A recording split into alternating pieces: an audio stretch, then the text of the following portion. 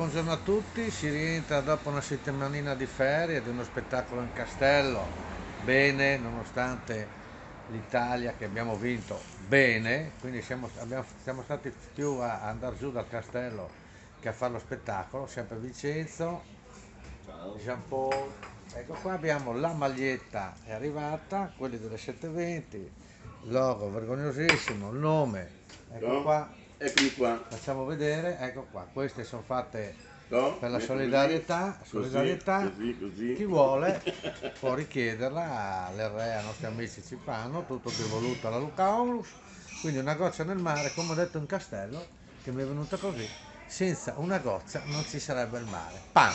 E mi è venuta due barzellettine veloci, una me l'hanno mandata dopo l'Italia che gira già su Facebook, no? Vincenzo che gli ha detto, entra questo. L'Italia vince, è un italiano che lavora in Inghilterra, il giorno dopo entra nel pub con la bandiera e fa per cortesia, qua oggi no parla di calcio, non si parla di pallone, no Ma si può parlare di no, sesso? sì, no, sì, quella, no, pallone è l'italiano, no, ma si può parlare di sesso si può parlare. Oh, avete appena un'inculata ieri sera.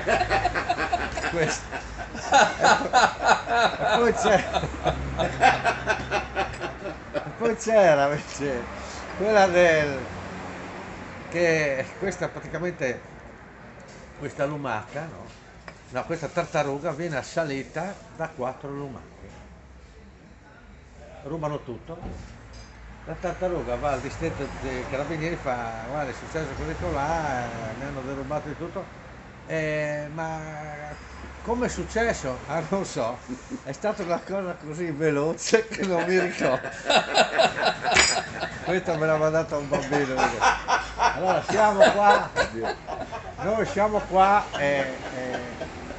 ci- ecco, vedete che anche piange, perché quando fai piangere Così, però, è una roba così rapida che non mi sa. Dalle Tre Sorelle oggi è martedì 13, giusto? 13 luglio, Che va? soleggiato, oggi porta sfiga oggi. Perché? 21 gradi di È venerdì, temperatura. sì. È prevista Vabbè. tempesta stasera. Stasera se piove si sta a casa. Ciao, ciao. Ciao, ciao.